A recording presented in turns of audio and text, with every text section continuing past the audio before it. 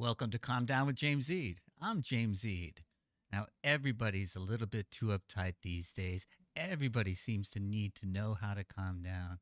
And we talk about that, and it's pretty much a public service. I'm such a nice guy, but I do have an ulterior motive. I want to sell this book to you. This book is called Freedom. It's by the author named James Eade, by me. So I want you to buy it. And the reason I want you to buy it is because it's about addiction and recovery. It's my story.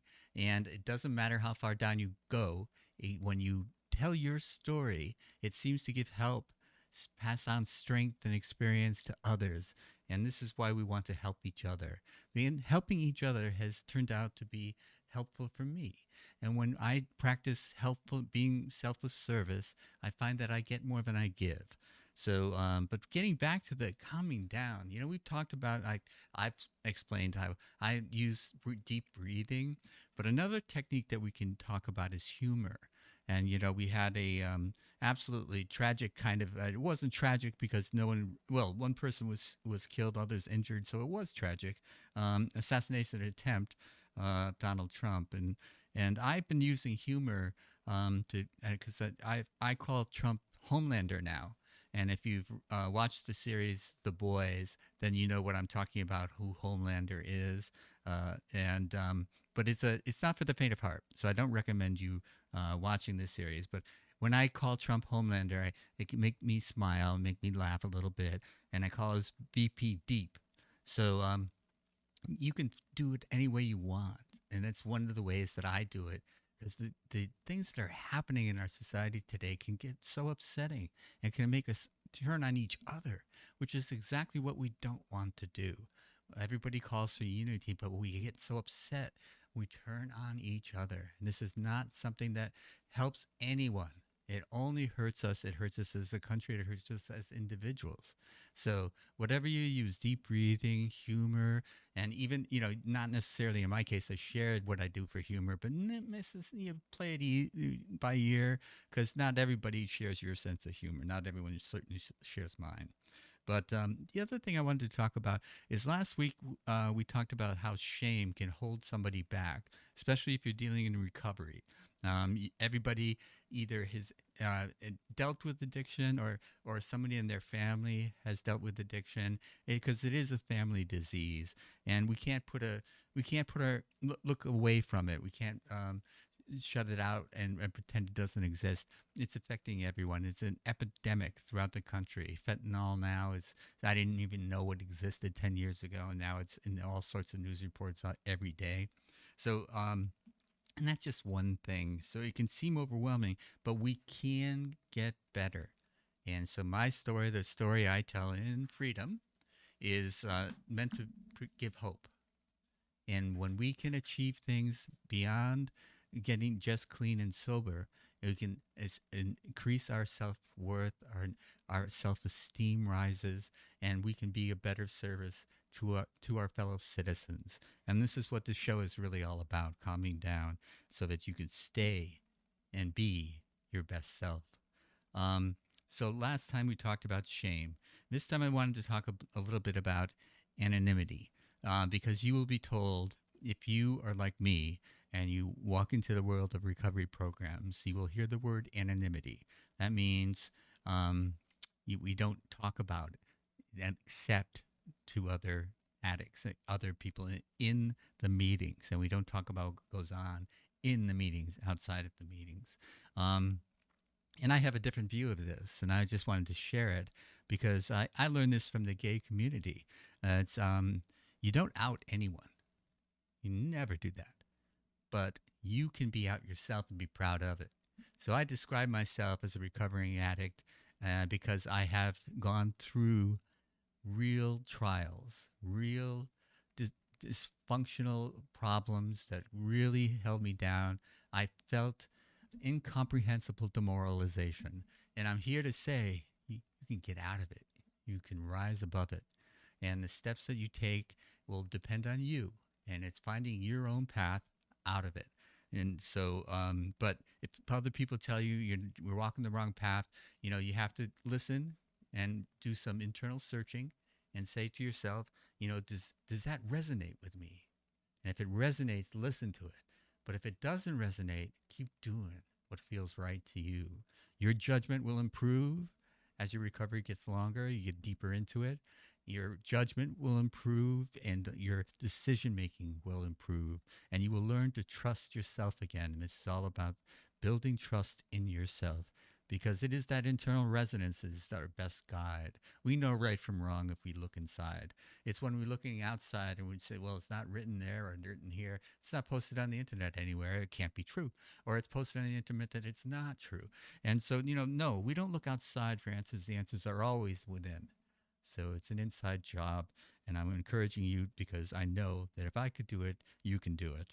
Um, the other thing that I wanted to mention before we go into the segments of the show that are pending is that even though we may be egomaniacs with inferiority complexes, part of it is that we were told as a child that we weren't good enough or some other message that was internalized as a child, and we weren't able to shake it as adults because we never articulated it. And I wanted to say that my work with adult children of alcoholics and dysfunctional families is I've only been doing it since last November, and it's really made a difference for me. So there's always keep searching, keep looking for something, and you never know what you need until you hear it. So I'm going to go into the next segment of the show. We have a senior correspondent from LA, Rick Rosner, and Rick Rosner is going to tell us what's going on today in the world of resentments. Thank you very much. Welcome to this segment of Calm Down, James Eade, where we hear from our senior correspondents from Los Angeles, Rick Rosner. Rick, how are you today? I'm, Yeah. A lot of stuff going on, most of it annoying. Okay. So, give me one of the things that's in the top 5 list of annoying. Well, the attempted assassination and the way it played out.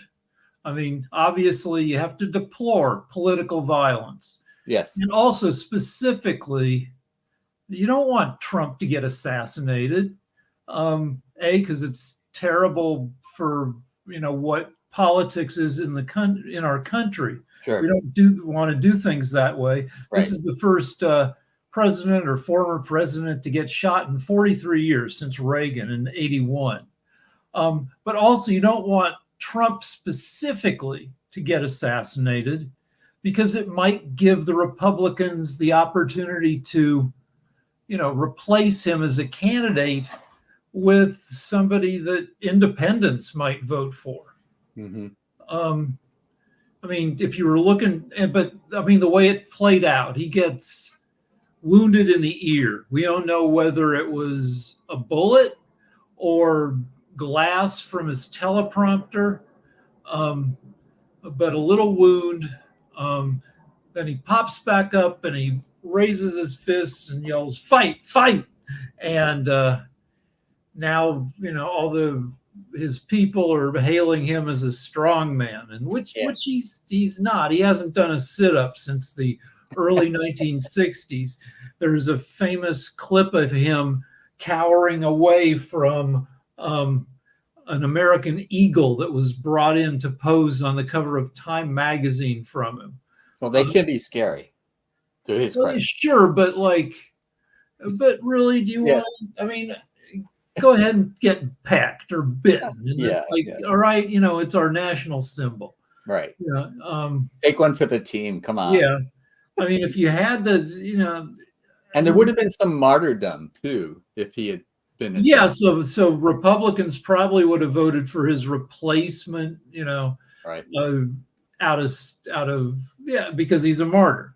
Right. So you don't want him to get assassinated or even injured in an assassination.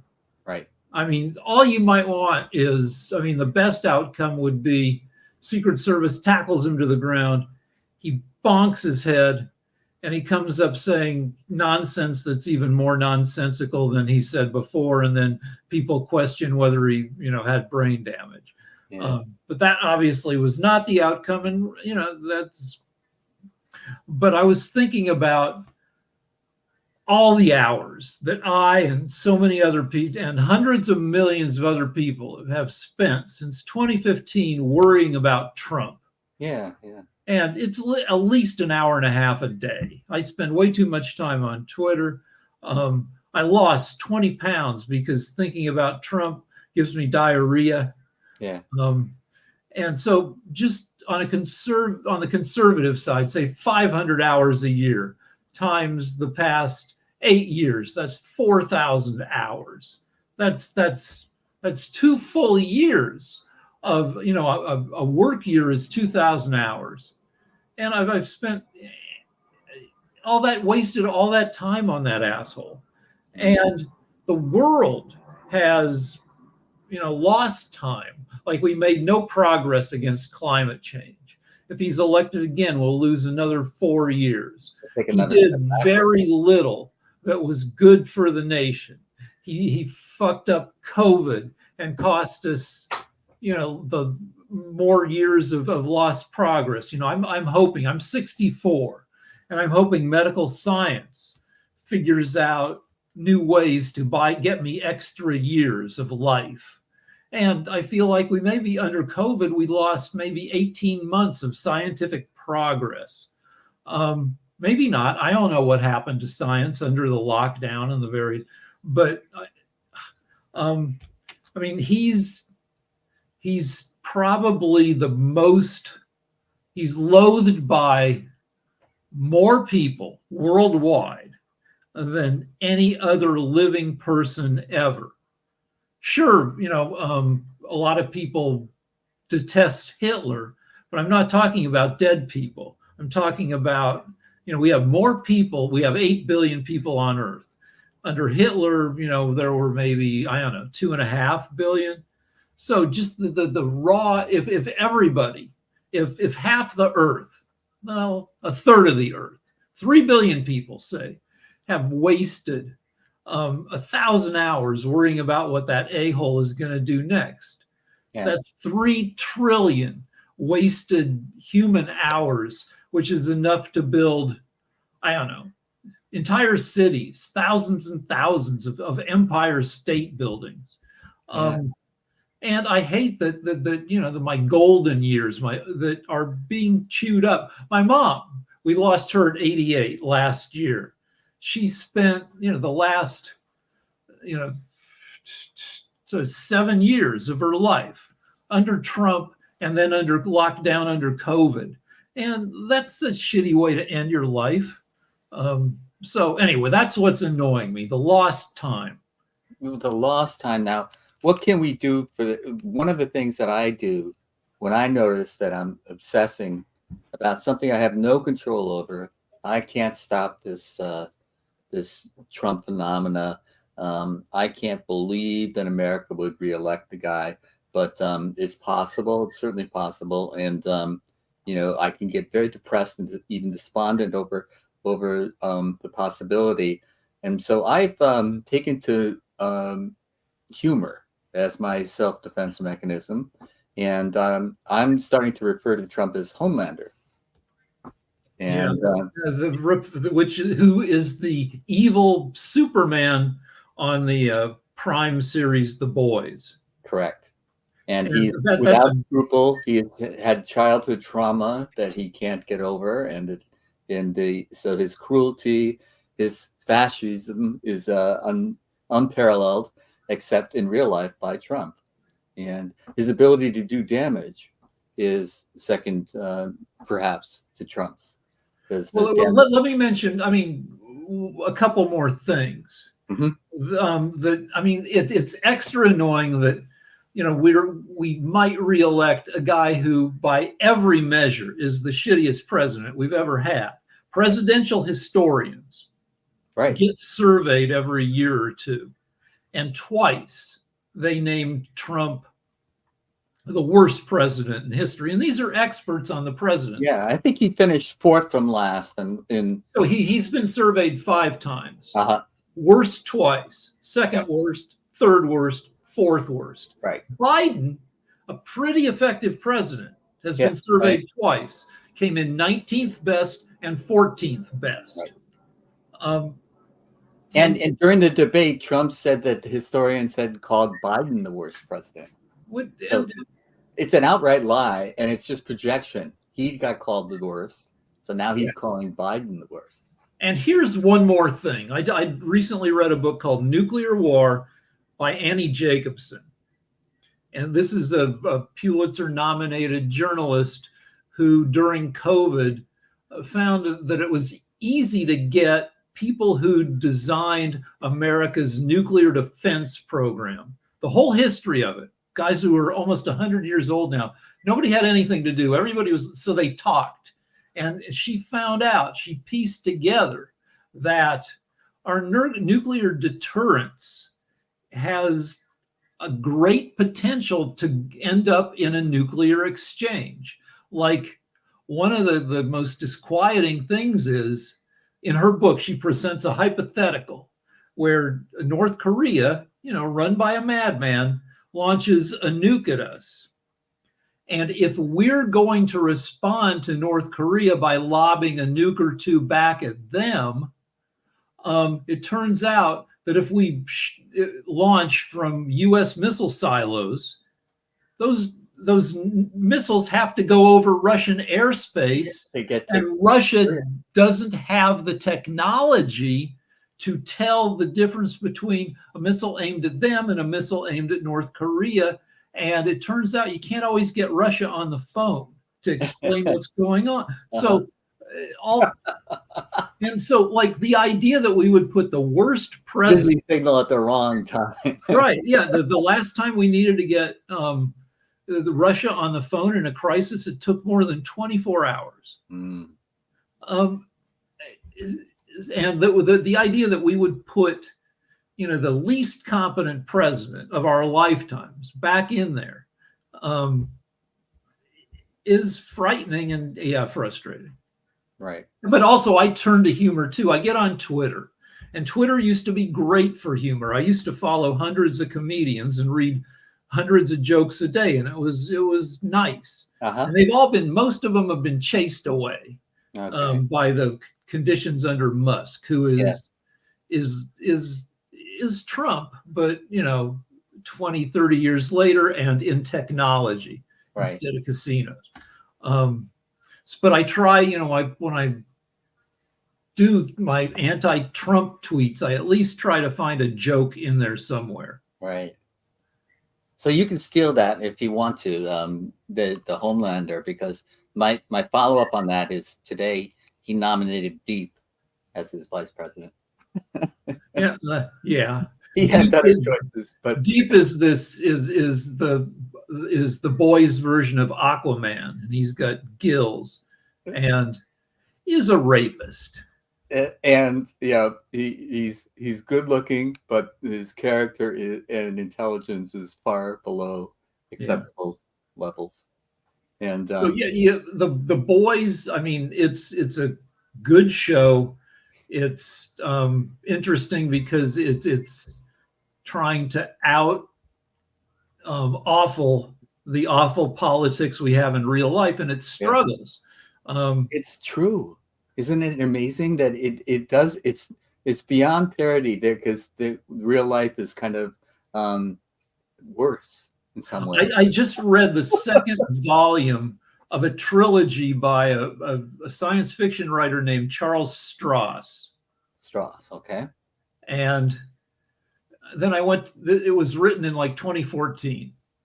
And so I went to look for the third volume in the trilogy. He was writing about the near future. There are just a few people that I really like who write about the near future. Neil Stephenson, Cory Doctorow.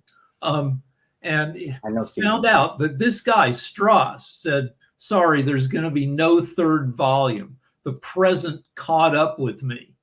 I was writing about the future, but everything I was going to write about has happened. And I'm trying to write about the near future. For years, I've been working on a near future novel. And I get upset about what's going on, but I console myself by saying, well, at least knowing what's going on is research for this stupid novel I'm writing. Right. But it is tough to come up with stuff that's crazier than what's actually happening. Yeah, some of this is beyond belief. And yet We have to accept the fact that this is what we're really living. And there are so many people in absolute denial. And you don't think it's possible, but it doesn't matter that there are 34 felony counts against him. It doesn't matter that evidence was introduced into the trial, and the verdict came out from a jury, and it wasn't set He up. had two Or, juries. yeah, Two juries found him when he was on trial for libel twice. right. They found that he had committed digital rape, that he had jammed his fingers into a woman without her consent, just smashed her into the wall of a dressing room. And then badmouthed her. Yeah. And so then he got a $5.4 million settlement against him, and he couldn't shut up. Then he got an $80 million. And then it was because he couldn't stop. He had no self-control. He couldn't stop bad-mouthing this poor woman. He got sued again, and it turned out to be $80 million. Now I'm wondering if he's shut up, but he's got other troubles now. So, but people will deny all of that. They just won't believe it. They won't just deny it, but will manufacture stuff against Biden to make Biden seem like the sex criminal. Right. Like that he's a perv because he'll sometimes, bend down and kiss a kid on the. Now, it used to be a political cliche, kissing babies. Yeah. Heaven forbid you frickin' kiss a baby now because you're a pedo. But, Trump, Biden, an old guy, would kiss people on the head, and the Trumpers say he's a hair sniffer. That's his perversion. He likes to sniff people's hair. So it's frustrating. Yes. Yeah. Well, thank you so much for telling us about your frustrations and the fact that we use humor sometimes to help us cope. When we don't want to give these people that kind of energy, the kind of energy and investment that you had described for us, because they aren't worth it. And it doesn't hurt them. It only hurts ourselves. So the best you can, I think humor is the best medicine. And, I turned him into Homelander. He looks like Homelander. When he was younger, he was handsome, and, so it was, he was tall, or women liked him. So there's a lot of comparisons, but what the most I like is that the utter contempt they have for the rest of the people. But a warning against the boys is they try to top themselves every week with something disgusting. It's very bloody, not just blood, but just guts, people torn apart, flying limbs. It was started as a comic. Right. And they try to just make it as graphic as possible. So if that stuff, if you don't have a strong stomach, then thank you for that too, because yes, it's obviously something that they thought was funny at the start, but is almost gotten to the point where they're parodying themselves. It's Seth Rogen's one of the executive producers, and it's a little bit like stoner humor in its excessiveness. Yes. Well done. Okay. Thanks again, Rick. Sure. And we will see you. Take you off stage now. And want to thank everybody. That was a segment of Calm Down with James Eade with Rick Nosner. And so we're going to continue on with the show, and we'll have Rick come back next week.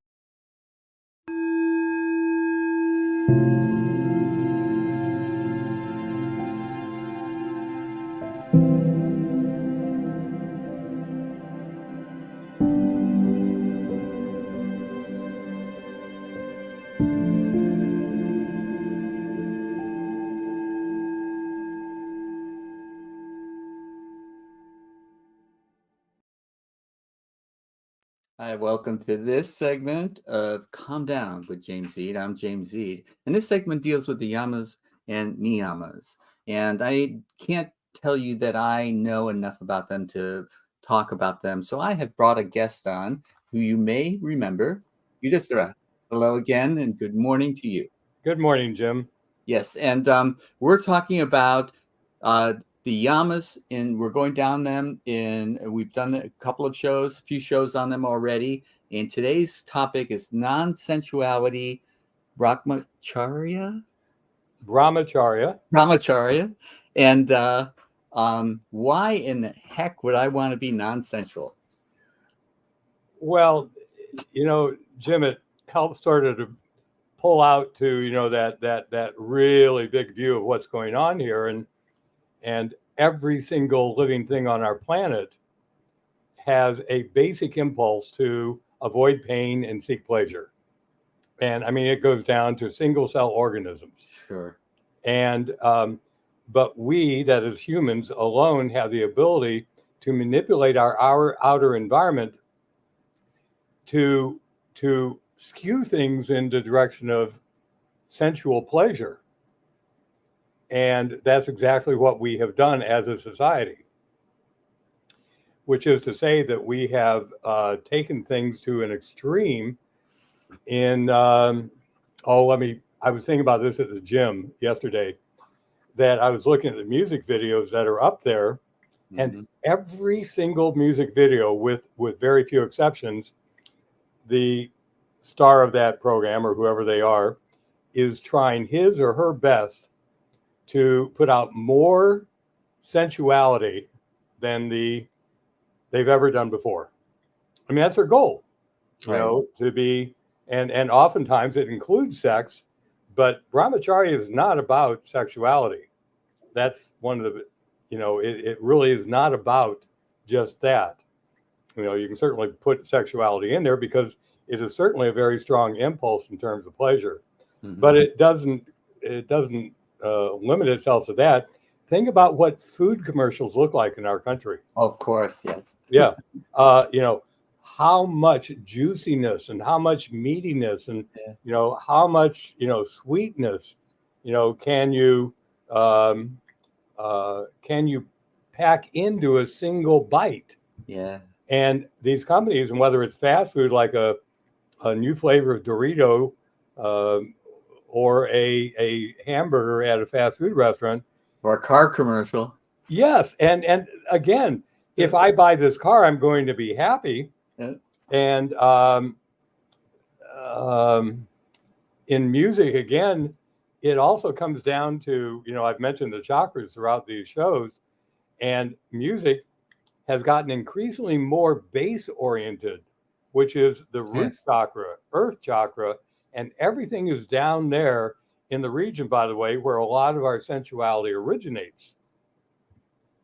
So, the reason, for wanting to find more balance in that situation is a reason for practicing non-sensuality or brahmacharya. So does that make any sense to you at all?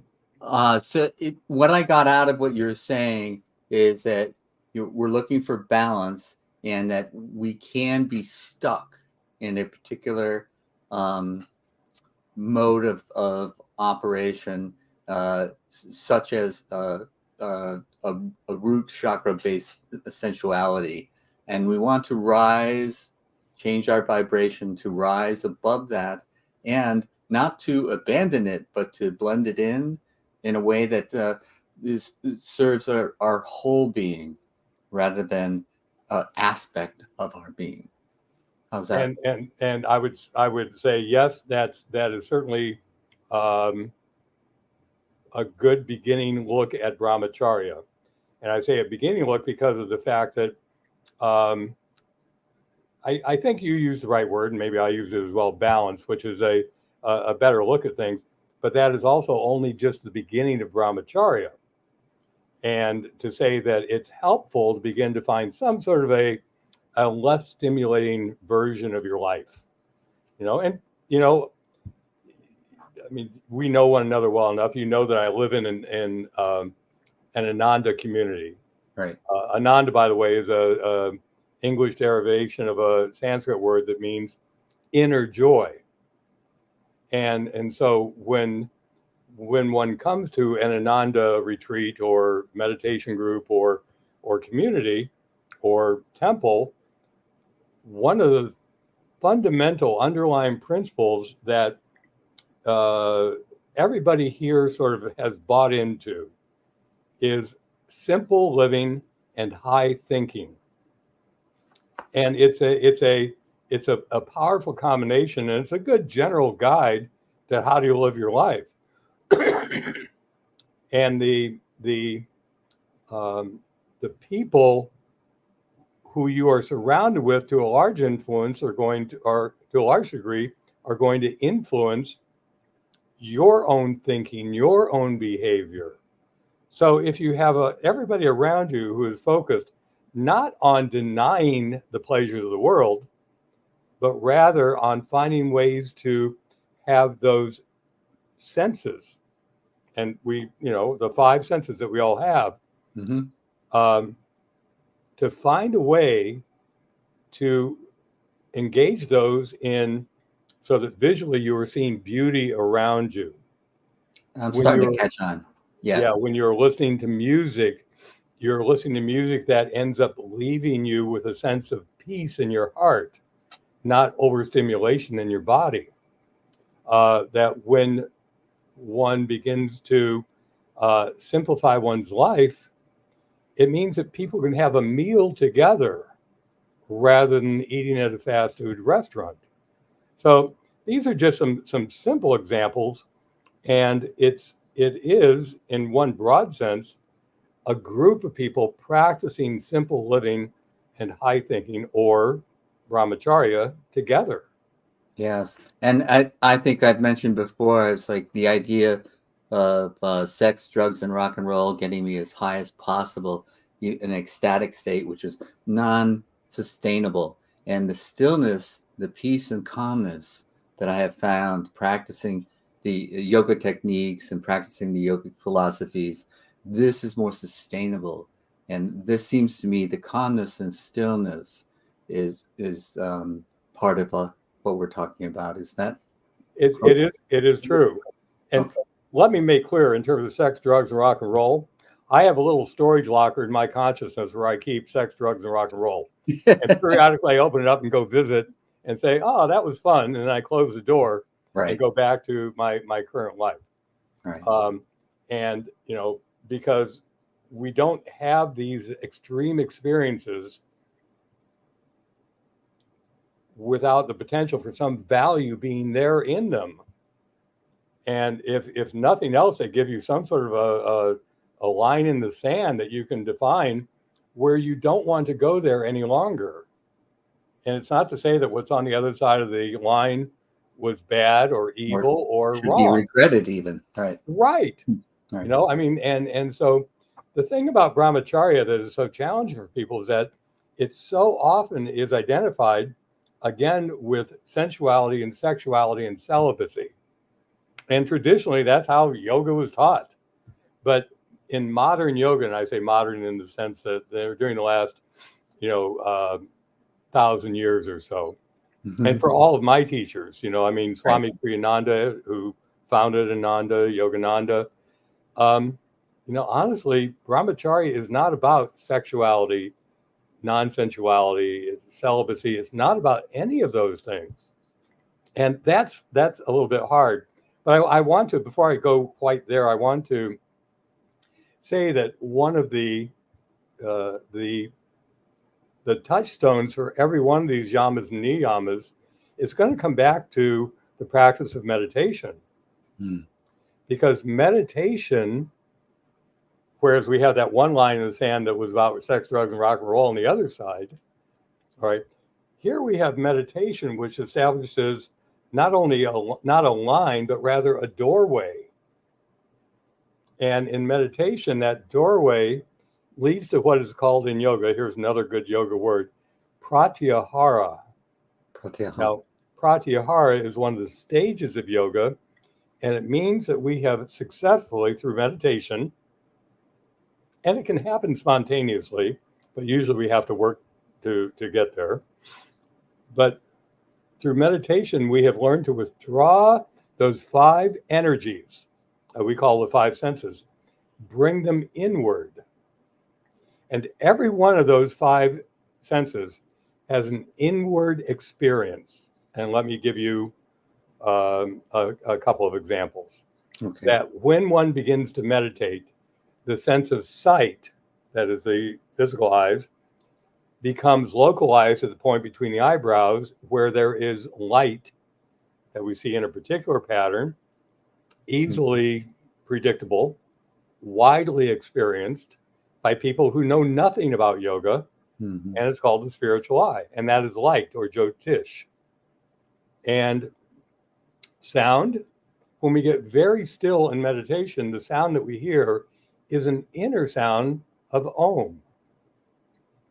And again, we mimic that sound by chanting Om, and we Right. do it as a way of moving us in the direction of actually experiencing it. Right. There is also a sense of taste and a sense of smell. Many saints of all traditions, nothing about yoga, that people around them will relate to the saint having a particular aroma, often of roses. Mhm. I just finished a beautiful book called Padre Pio and I. Just Mhm. an absolutely glorious little book, and this Padre Pio being a Roman Catholic saint, and he transcended the church. It had nothing to do with the Catholic Church.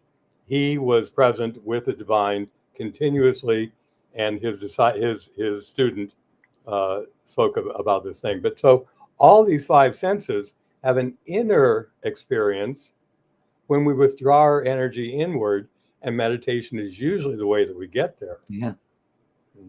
Thank you so much. I understand so much better now. Good. So, but I think you've got more to say. Well, I have a little bit to say, and again, it again goes to this idea that how do we begin to practice brahmacharya? I think we've talked about maybe why we might want to, Mhm. and because when we begin to practice brahmacharya, certain things we begin to experience certain things. The mind will tend to say, "Oh, I have found this." And that is absolutely not the reality. Not a bad thing to go to feel, but if we have simplified our lives, withdrawn our senses inward, we tend to experience certain qualities: calm, Right. calmness, peace, a more universal aspect of love, where we stop judging people. And all this simply requires that we withdraw our attention from the outer world and turn our attention inward. And so, one of the reasons that people might want to practice brahmacharya is because by removing your attachment to the outer world, what you are removing is not simply attachments, you're removing obstacles. It's like going into a room with many mirrors, and every mirror is dirty in a different way. Mm. Or the speakers that are in that room have a lot of static, Mhm. or there's a bad smell in the room. And if you clean the mirrors, make the connections better, remove the source of the bad smell, what you're going to find is that everything is more clear. You can see yourself more clearly. What you hear sounds sweeter. And what it comes down to is that we have not changed who we are. We remove things that are not pleasing to us, not true to our nature. And they do not serve. And they definitely do not serve. Right. And so what happens when we begin to meditate is that the senses naturally begin to withdraw. Now, I will mention this probably many times, and I have before, that it does not always require meditation for someone to have an experience of this. Right. Because there are oftentimes moments in our lives, places where we are, where this can occur spontaneously for us. So, for example, people oftentimes are in nature, at the Yes. ocean, on the mountain, in the forest, in the desert. And in those experiences, they can oftentimes find a level of stillness where everything tends to stop. Yes, because people have told me that their higher power is nature or their higher power is the ocean. And I think that they're tuning into just what you're talking about now. Exactly. And you know what? If that is the way that they are able to successfully get there, I'll tell you, my sister lives in the middle of Missouri. Mm-hmm. You can tell I'm from Missouri because I just said Missouri. But my sister lives on, way out in the middle of the rural midst of Missouri countryside. She has horses and animals in her barn, and she has not found her way to meditation in the same way I have. She's certainly aware of mine, but what she does in the evening, and she goes up to her barn, sits down on the barn floor with her back against the wall, and closes her eyes and gets still. Oh, wow. Yeah. And that is a beautiful example Absolutely. that doesn't require anybody studying anything about yoga, Right. to come to that particular moment. Right.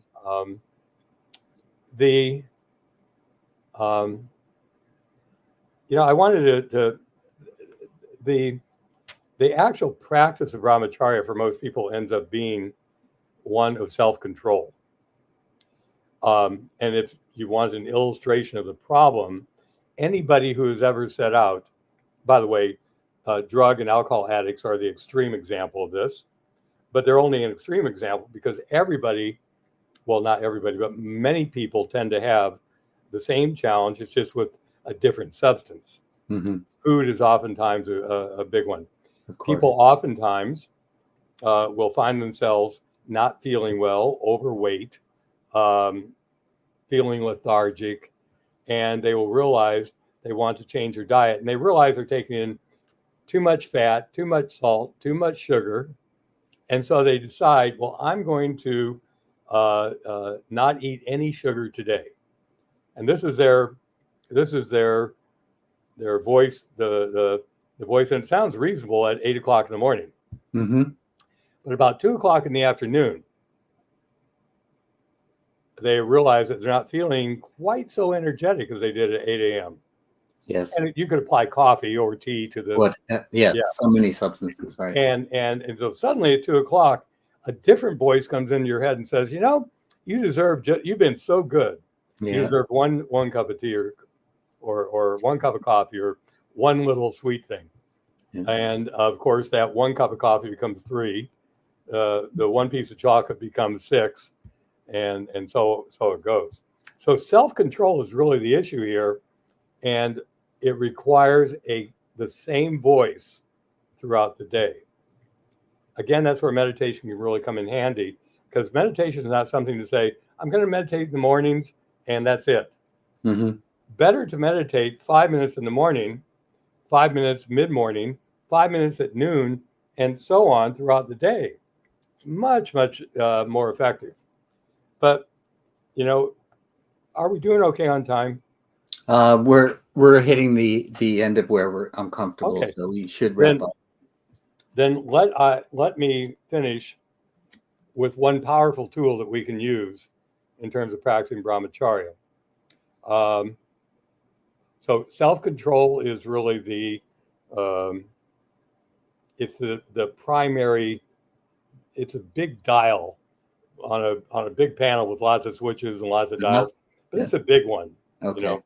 And self-control is the way in which we can actually begin to exercise brahmacharya.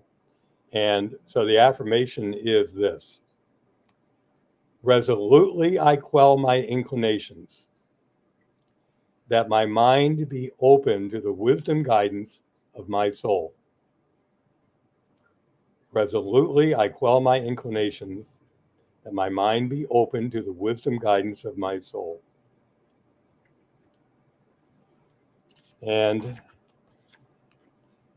so, sort of as a final note, Jim, the goal of non-sensuality is not somebody to control your senses. That's how we begin to practice. the goal is to find your natural home in the divine. Brahmacharya literally means to flow with the creator. Yes. Okay. That's literally what it means. And that's literally what the practice will move you in the direction of, is to flow continuously or more continuously with your source. And my sense was, while you were talking, giving that affirmation, I was thinking to myself, tapping into my highest self. And by tapping into my highest self, I'm in the flow. And it seems to me that when I'm doing that, all these other desires or wants seem to fade away. Is that beautiful? You got it. And we did indeed go over. I see the clock there now. So, okay? All right. Well, we'll wrap up, and thank you again for taking the time to help us understand the yamas and niyamas. It is absolutely my pleasure and blessings, my friend. Okay, I'll end the recording now, and then we can talk a little bit.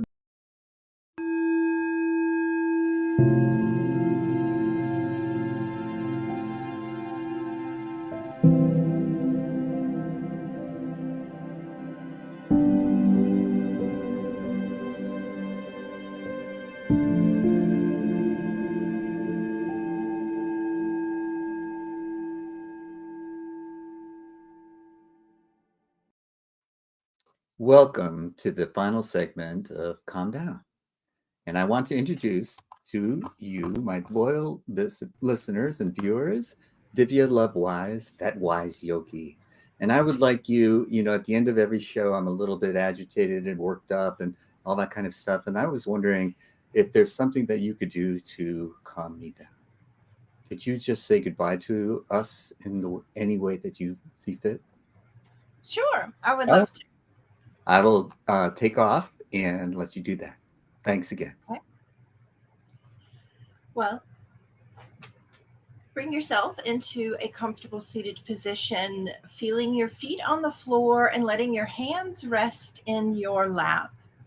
Palms up or palms down is a great way to start bringing yourself back into center and focus with your own divine energy and letting go of anything that might have wanted to stick to us throughout the day that may be energy we don't want to carry throughout the day. So having this basic position, feeling grounded, even closing your eyes and taking a deep breath in through the nose and out through the mouth.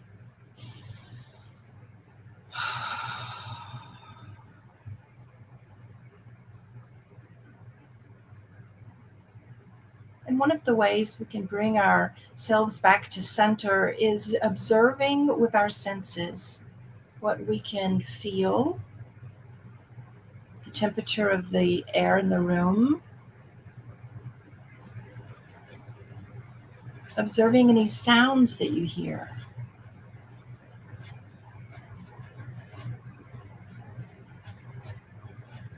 Noticing any smells in the air.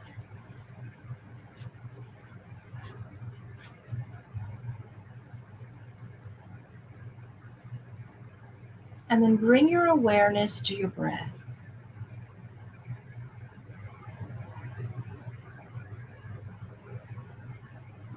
As though you're watching it from the inside out.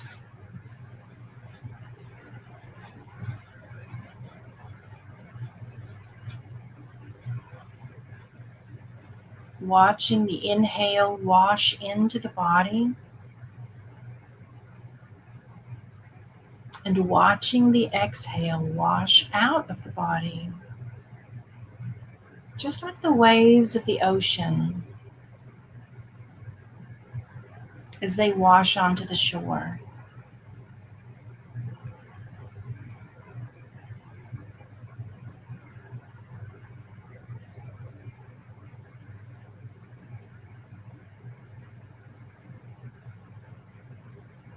And if you find your mind still wandering, you can even place one hand on your lower belly and one hand on your heart so that you can feel with your hands this breath washing in and washing out.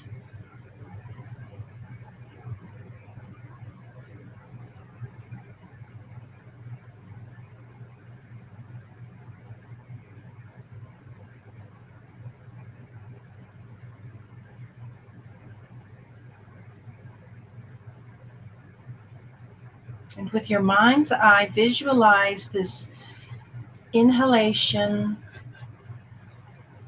and exhalation as an internal shower, clearing away your energy so that it's refreshed,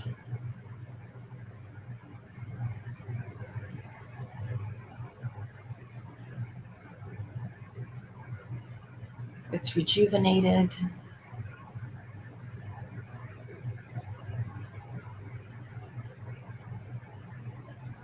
and it's restored.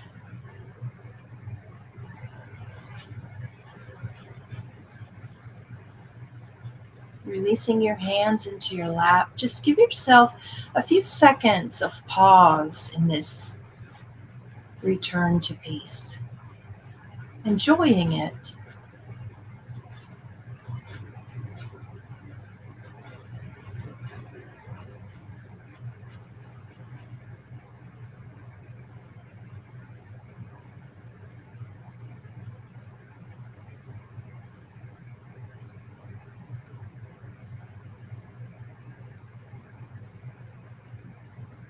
And when you are ready, you can open your eyes, wiggling your fingers and your toes, feeling grounded in your body, grounded in the best part of yourself, and you can go out into the world and carry that best part in the forefront of your mind and your heart.